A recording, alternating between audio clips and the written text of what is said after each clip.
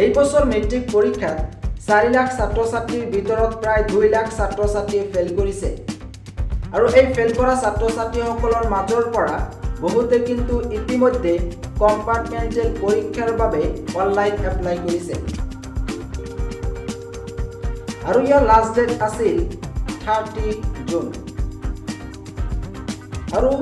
15 July তাৰিখে এই compartmental পৰীক্ষা পাতিব বুলি সেৱাই প্ৰকাশ কৰিছিল কিন্তু হেতেকৈ জানিব পৰা মতে এই কম্পাৰ্টমেণ্টেল পৰীক্ষাৰ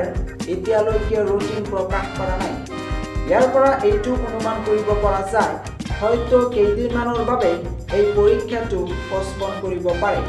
যেকেই নহওক তোমালোকে 15 তাৰিখটো ফাইনাল তাৰিখ হিচাপে ধৰি লবা আৰু এই 15 তাৰিখৰ আগত তোমালোকৰ প্ৰস্তুতি সম্পূৰ্ণ কৰিবা আশা কৰোঁ সকলোৰে এই পৰীক্ষা ভাল হ'ব আৰু তোমালোকে এই পৰীক্ষাত